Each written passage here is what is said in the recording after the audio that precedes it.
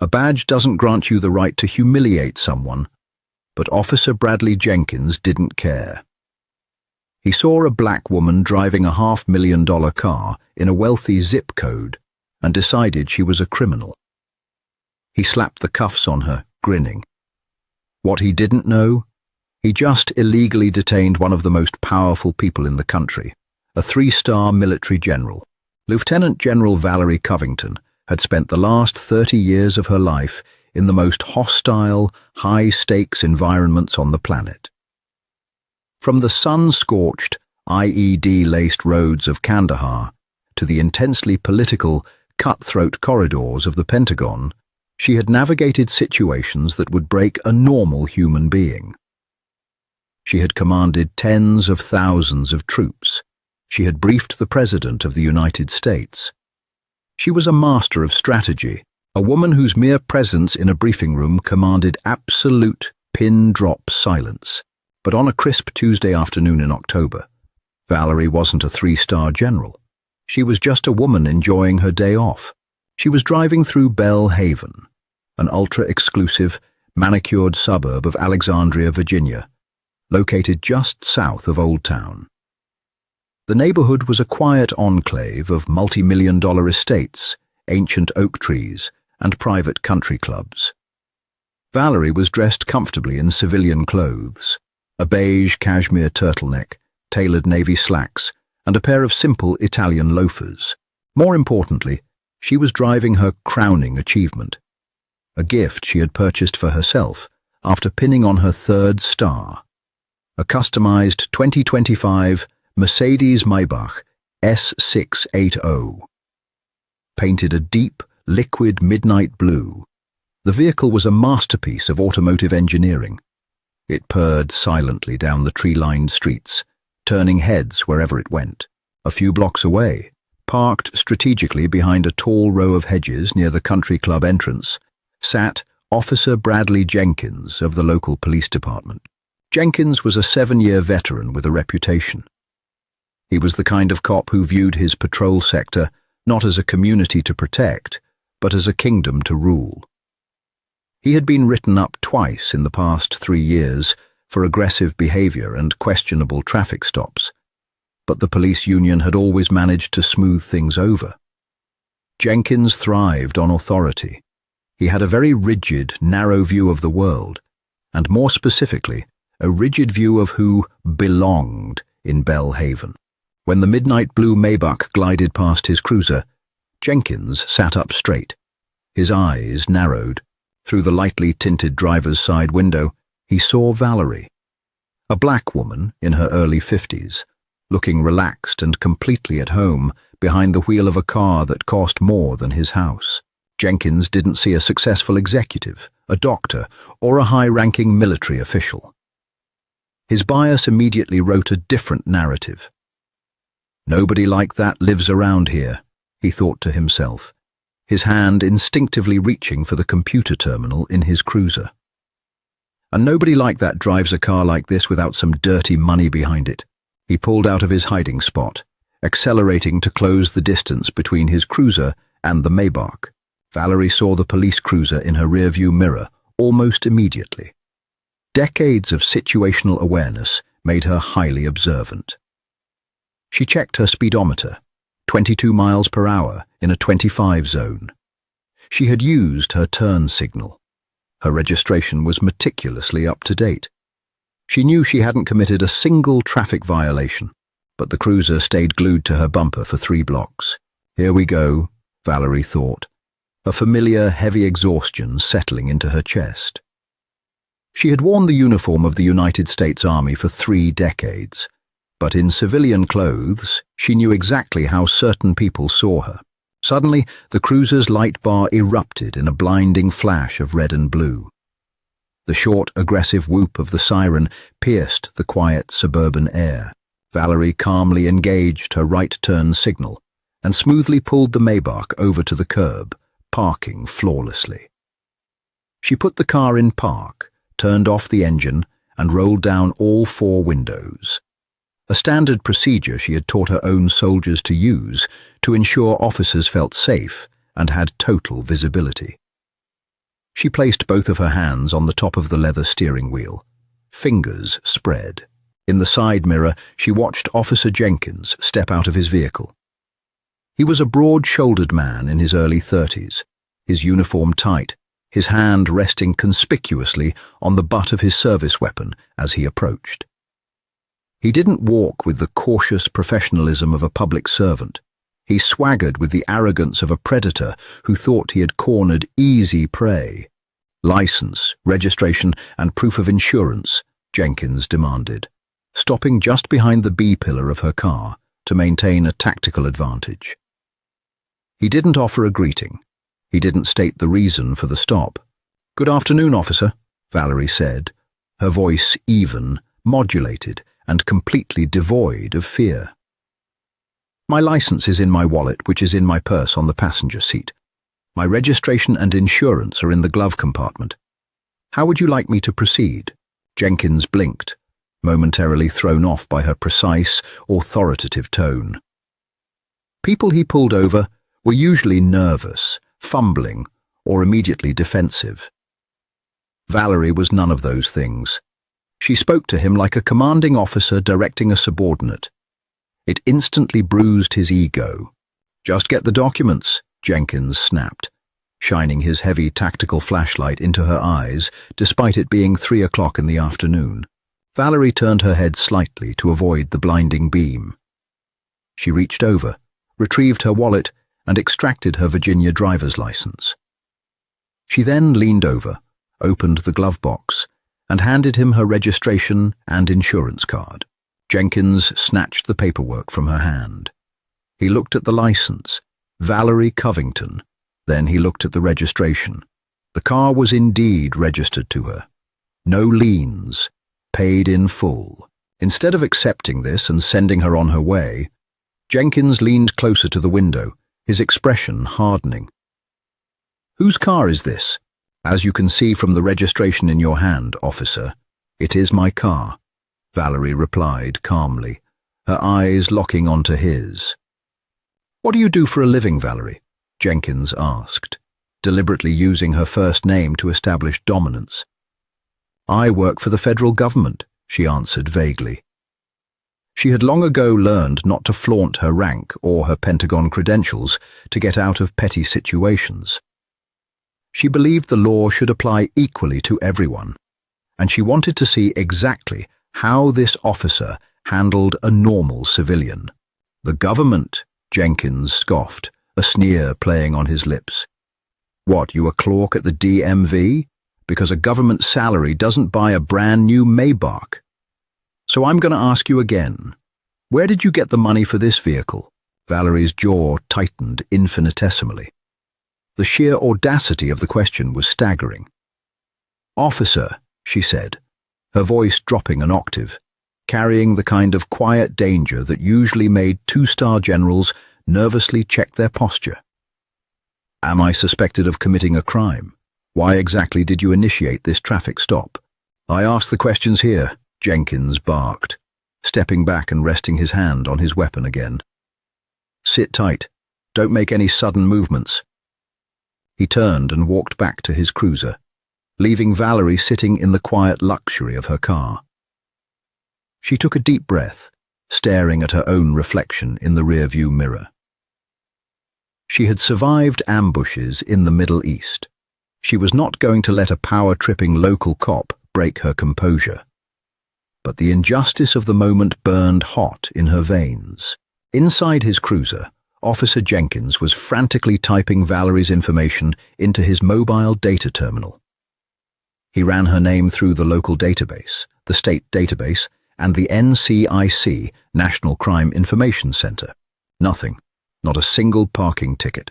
Her record was flawlessly clean, but Jenkins couldn't let it go. His ego was fully engaged. He looked at the Maybach, then back at his screen. He convinced himself that she was part of a high-end identity theft ring, or perhaps a money laundering operation for a cartel. Criminals got creative these days. There was no way a black woman driving a $500,000 car in Belle Haven was legitimate. He picked up his radio microphone. "Dispatch, Unit 4 Bravo. I need a secondary unit at my location. Suspicious vehicle, possible stolen property or fraud in progress. Subject is being uncooperative. Copy 4 Bravo. Unit 7 Alpha is en route. Dispatch crackled back. Jenkins stepped out of his cruiser again. This time he didn't walk to the window. He marched directly to her door, grabbed the handle, and found it locked.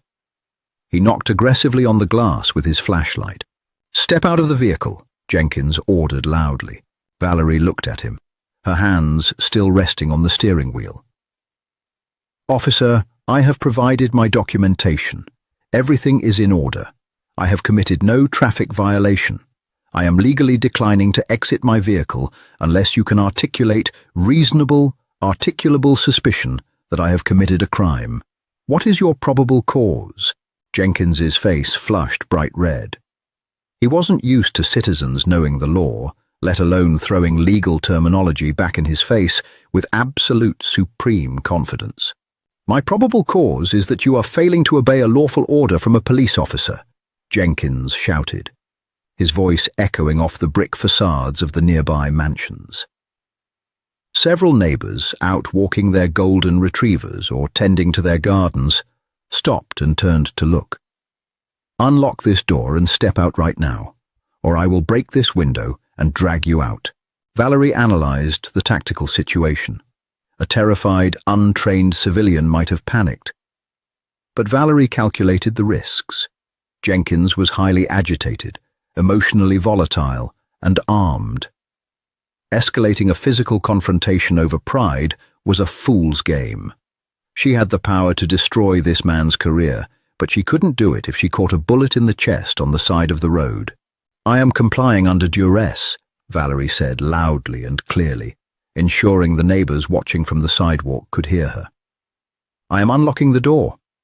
She hit the unlock button. Jenkins yanked the heavy door open instantly.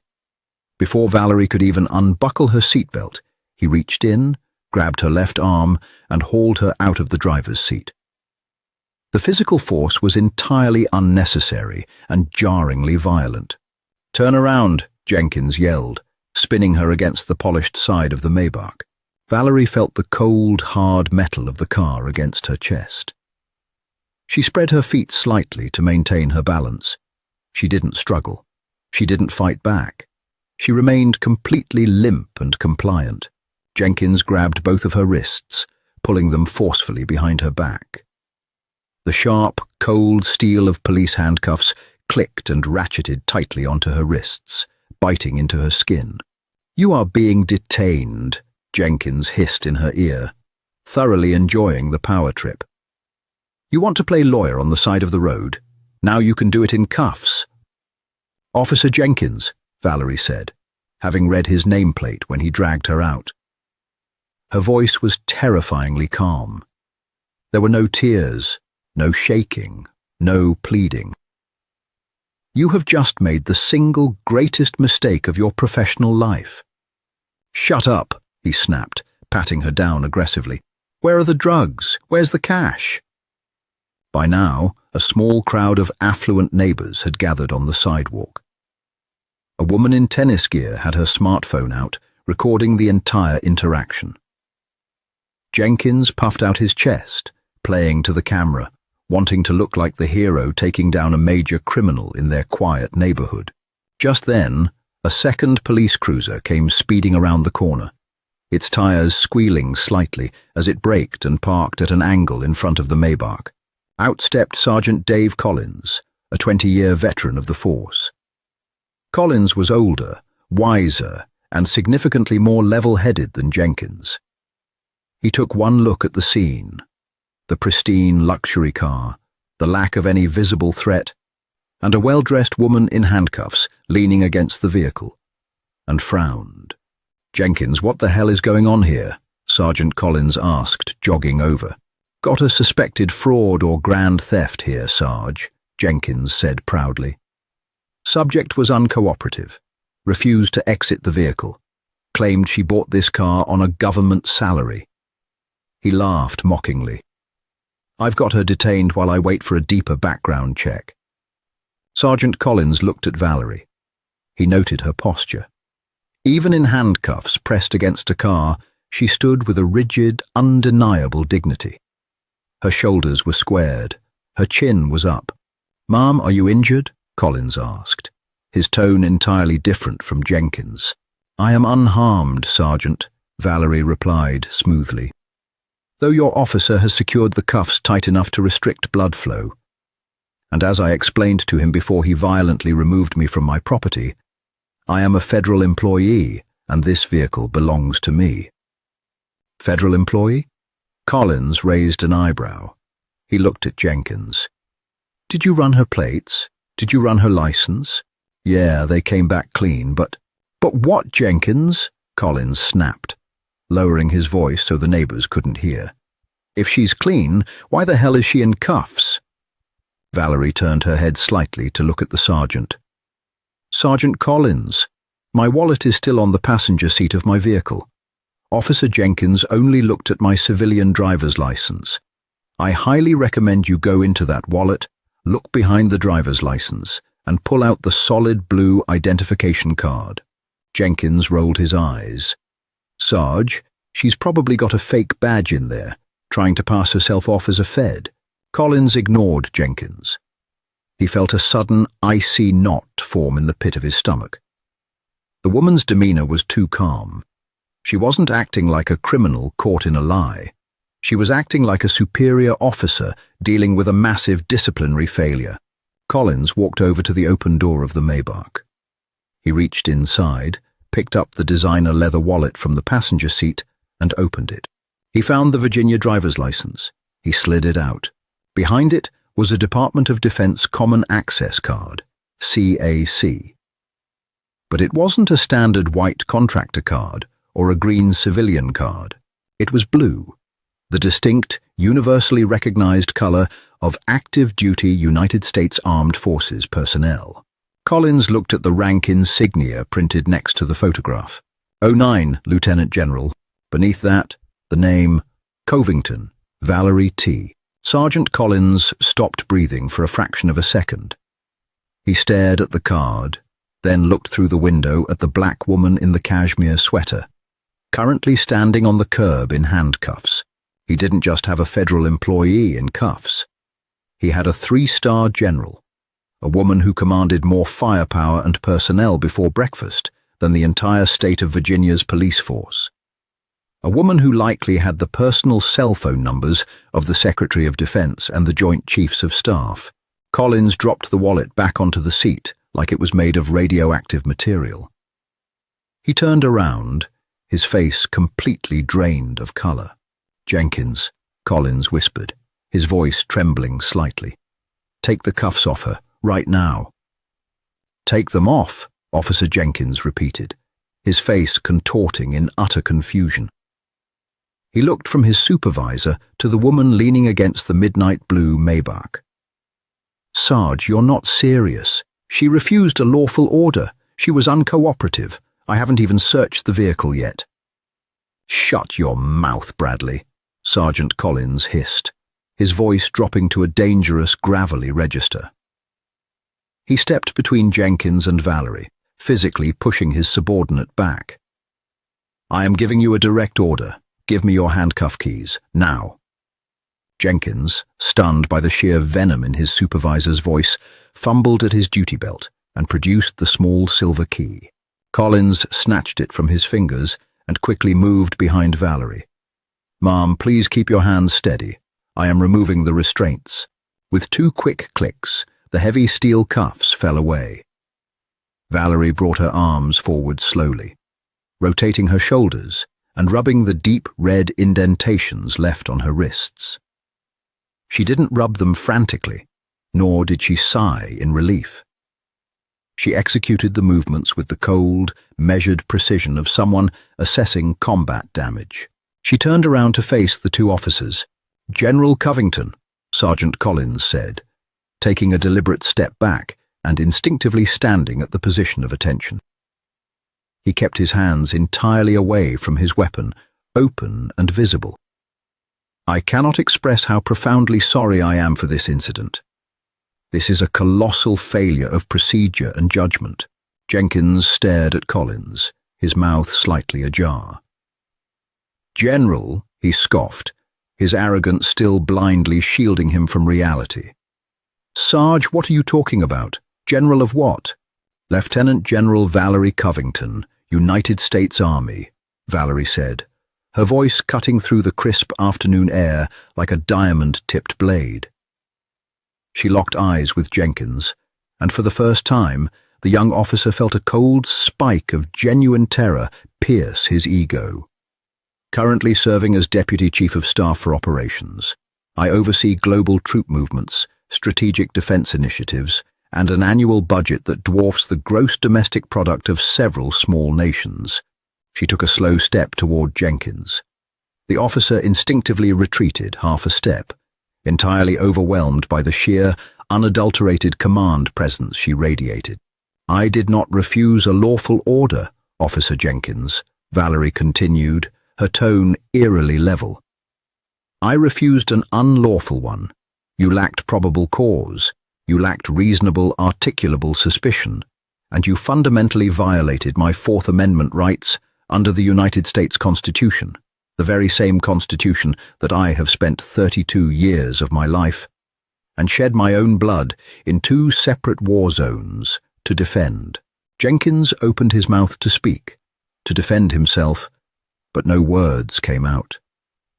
His swagger had completely evaporated. The reality of his colossal blunder was finally crushing the breath out of his lungs.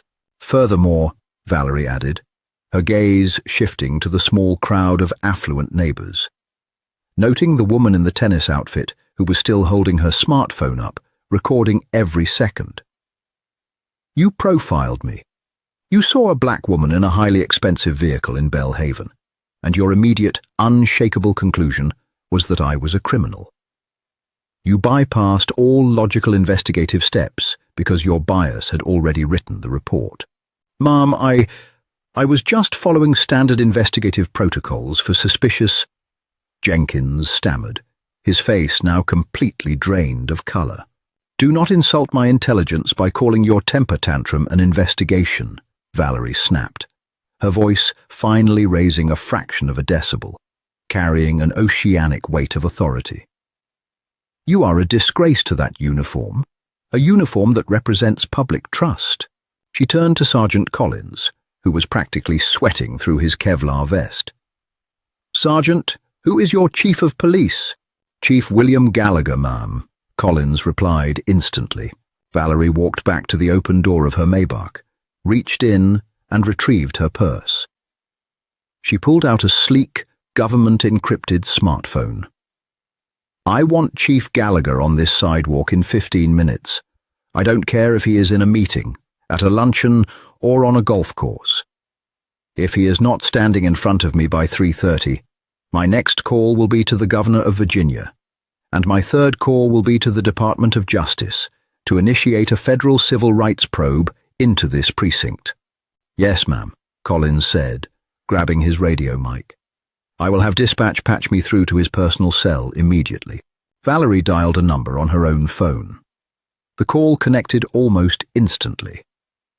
"Colonel Hayes, it's Covington. I need a JAG liaison and a civil litigation team briefed. I am currently standing on the corner of Dartmouth and Wellington in Alexandria. I was just illegally detained and physically assaulted by a local police officer. Yes, call the mayor's office as well. Let them know a storm is coming." She hung up, leaned against the polished hood of her $500,000 car, and crossed her arms. Exactly 14 minutes later, a black, unmarked police interceptor came tearing down the street, its hidden lights flashing frantically. It slammed on the brakes, parking haphazardly behind Sergeant Collins's cruiser. Chief William Gallagher practically fell out of the driver's seat. He was a heavy-set man in his late 50s, wearing a sharp suit, and he looked entirely panicked. His phone had been ringing off the hook for the last 10 minutes, with calls from the mayor, the city council, and highly furious military liaisons.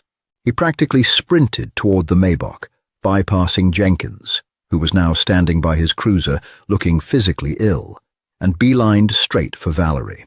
"General Covington, Chief Gallagher gasped, extending a hand, which Valerie pointedly ignored. He dropped his hand, wiping sweat from his forehead. "Ma'am, I am incredibly sorry. This is an absolute outrage. I assure you this does not reflect the values of the Belhaven Police Department." "Chief Gallagher," Valerie said coldly, "your officer dragged me from my vehicle, pinned me against the metal, and placed me in handcuffs without a shred of legal justification, purely because he did not believe I belonged in this zip code. That does not happen in a vacuum. That happens because of a systemic failure in your leadership and training. You have my word, General. This will be handled internally with the utmost severity," Gallagher pleaded, desperate to keep the situation contained. "He will face severe disciplinary action." "No, Chief, it will not be handled internally," Valerie corrected him, her voice echoing clearly for the bystanders to hear.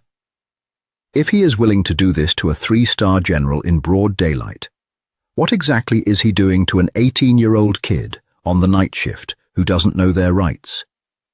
What is he doing to people who don't have a direct line to the mayor?" Chief Gallagher swallowed hard. He looked over at Jenkins. "Officer Jenkins," Valerie called out, her voice slicing through the tense silence. Jenkins slowly walked over, looking like a man marching to the gallows.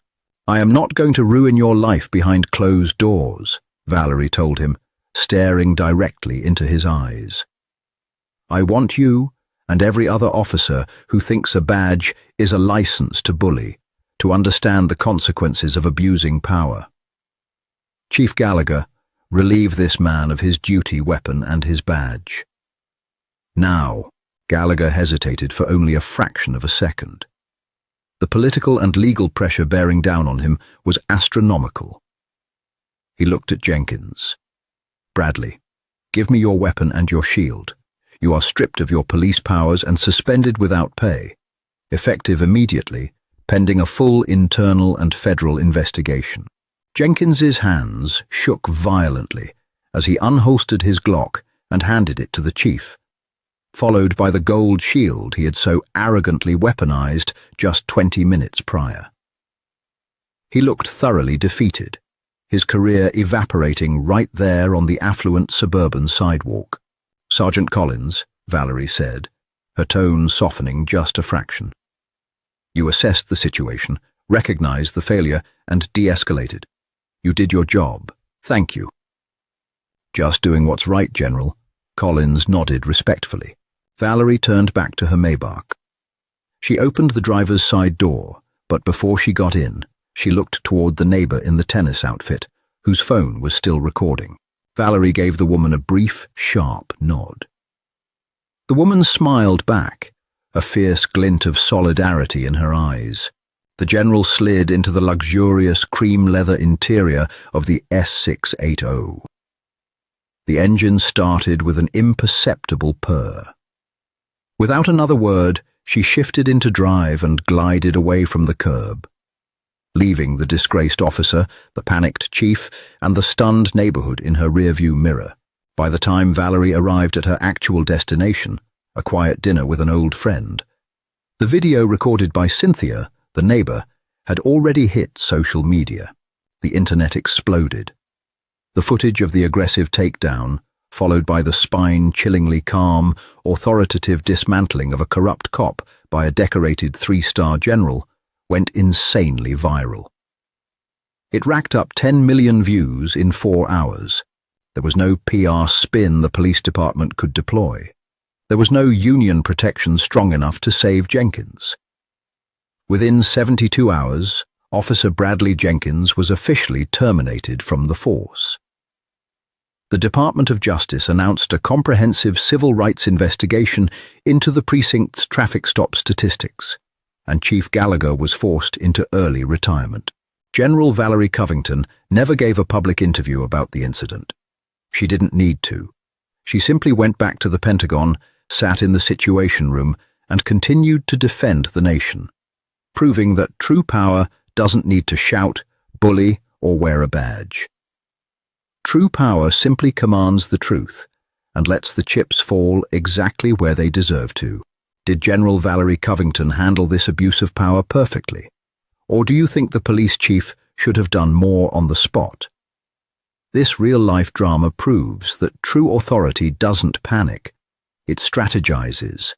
When arrogance meets actual power, the fallout is absolute. Let us know what you